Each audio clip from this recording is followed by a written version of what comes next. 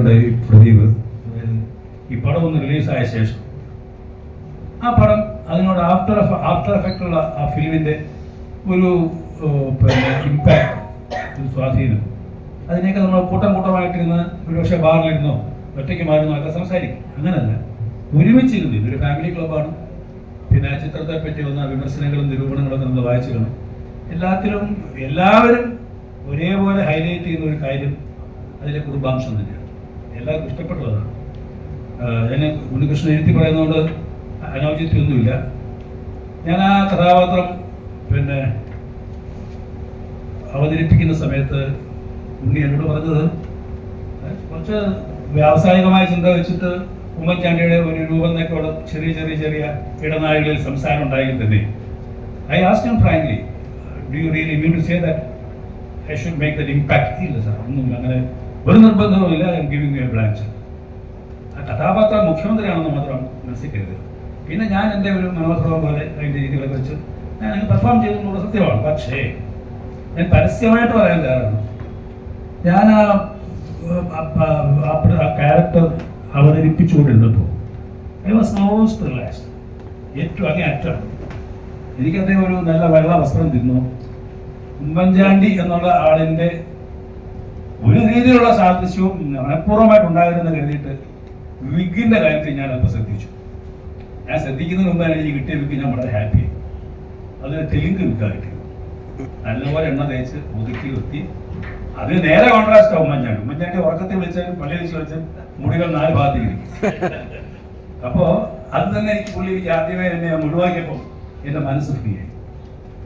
ഞാൻ ആ വേഷം ചെയ്തു എന്നുള്ളതല്ലാതെ അപ്പോൾ എനിക്ക് ആ ഒരു വേഷം ചെയ്ത ശേഷം വീട്ടിൽ വന്നിട്ട് വാസി ഞാൻ ചെയ്തു. അതൊന്നും എന്നെ അലട്ടിയ ഒരു കാലത്തല്ല. അത് മാത്രമല്ല ഉണ്ണികൃഷ്ണൻ അറിയാം. അപ്പോൾ ആൾക്കാർ വലുതും ചെറുതും മൂത്തതും ഇളയതുമായ എല്ലാ ആൾക്കാരും ഒരു ഷോട്ട് കഴിയുമ്പോഴേക്കും ഓടി ഡയറക്ടറുടെ അവരുടെ മോണിറ്ററിൽ പോയിട്ട് എങ്ങനെയുണ്ടോ നോക്കുന്നത് ഞാൻ പലരും കണ്ടില്ല. ഞാൻ ഒരിക്കൽ പോലും ആ ഭാഗത്തേക്ക് പോയിട്ടില്ല. കാരണം എൻ്റെ director take care of me എന്നുള്ള വിശ്വാസമുണ്ട്. എൻ്റെ പ്രിൻസിപ്പിൾ എൻ്റെ ഗ്രാമമാണ്. ഞാൻ പറഞ്ഞു വന്നത്, ഈ പടം റിലീസ് കഴിഞ്ഞപ്പോൾ വന്ന ആൾക്കാർ നല്ലവരും ചീത്തവരും കെട്ടവരും എൻ്റെ ശത്രുക്കളും എല്ലാവരും ഒരേ സ്വരത്തിൽ എൻ്റെ ആ പടത്തിൻ്റെ സാന്നിധ്യത്തെ അങ്ങേയറ്റം എന്താ പറയുക, വള്ളി വിസർഗം എന്ന് പറയാം. നമുക്ക് ഗംഭീരമായ രീതി പല വാക്ക് ഗംഭീരമെന്ന വാക്ക് ചേർത്തല്ല പറയുന്നില്ല. ഇത് ഞാൻ സ്വയം പോയിട്ട് പറയുന്നതാണ്, കേട്ടതാണ്. ഇന്ന് ആക്ച്വലി എനിക്ക് ന്യൂയോർക്കിൽ നിന്ന് ഒരു മെസ്സേജ് വന്നു. ഞാൻ ചിലപ്പോൾ കഴിയുമ്പോൾ വോയിസ് ചെയ്തു. പിന്നെ നല്ലത് പറഞ്ഞത് കേൾക്കാൻ നമുക്ക് ഇഷ്ടമാണ്. ആ നന്മയ്ക്ക് നമുക്ക് അർഹതയുണ്ടോ തോന്നിക്കഴിഞ്ഞാൽ ഇഷ്ടത്തിന് അർത്ഥം കൂടും. ഒരാളത് ചുമ്മാ പോയിട്ട് നമ്മൾ വിശ്വസിക്കത്തില്ല. അപ്പം അതുകൊണ്ട് ആ കഥാപാത്രത്തെ ഇത്തരത്തിൽ കാസ്റ്റ് ചെയ്ത് ആൾക്കാരുടെയിൽ ഒരു സംസാര വിഷയമായി നഷ്ടപ്പെട്ട ബാലേന്ദ്രനെ തിരിച്ചിട്ടുണ്ടെങ്കിൽ. അപ്പം ഞാൻ ഒരാളത്ത് ചോദിച്ചു, ഈ നിങ്ങൾ എന്നോട് സംസാരിക്കുമ്പോൾ ഇത് എൻ്റെ ആദ്യത്തെ പടമാണെന്നുള്ള സംശയം ഉണ്ടെന്നൊക്കെ ചോദിച്ചു. അത് ഈ പല വാക്കുകളിൽ അത്തരത്തിലാണ് പറയുന്നത്. അപ്പം അങ്ങനെ ആ രീതിയിൽ എന്നെ പ്രയോഗപ്പെടുത്തി എടുത്തത് നമ്മൾ പ്രസൻറ്റ് ചെയ്തതിൽ അതിൻ്റെ ഡയറക്ടറായ ഉണ്ണികൃഷ്ണൻ്റെ ക്രെഡിറ്റ് എന്ന് ഞാൻ ആദ്യമേ നിങ്ങളുടെ മുമ്പിൽ വെച്ച് സമർപ്പിക്കാം. Director no problem. ഈ ഞങ്ങൾ സെറ്റിൽ കണ്ടിട്ട് പോലുമില്ല, ചോദിച്ചോക്കറിയാം. കാരണം പറയുന്ന ഇൻസ്ട്രക്ഷൻസ് കേൾക്കുക ചെയ്യാനുള്ളതല്ലാതെ ഒരു സ്വകാര്യതയിൽ പോലും ഞാൻ സംസാരിച്ചില്ല. പുള്ളി പറയുകയും ചെയ്തു, ഞാൻ വരും എൻ്റെ കാര്യം ചെയ്യും, ഞാൻ മറിയുകയും. എനിക്ക് അതാ ഇഷ്ടം. കാരണം പിന്നുള്ള സംസാരമൊക്കെ മിക്കവാറും വേണ്ടപ്പെട്ട സംസാരമായിരിക്കത്തില്ല. അതാണ് സിനിമയുടെ സ്വഭാവം.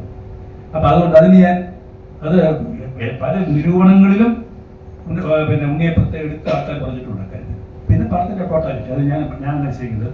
അതിനെപ്പറ്റി ഒരു സംസാരം നമുക്ക് ഇന്ന് ഇവിടെ നടത്തുന്നത് ഔചിത്യമുള്ള കാര്യമായിട്ട് എനിക്ക് തോന്നി. അപ്പോൾ നമ്മുടെ ഈ ഇൻ്ററാക്ഷൻസ് മുഴുവൻ കേട്ടതിന് ശേഷം മിസ്റ്റർ ഉണ്ണി ടോക്ക്. അപ്പോൾ അതിനകത്ത് പറയാൻ ഇഷ്ടം പോലെ മാറ്റർ നമ്മൾ തന്നെ കൊടുക്കും.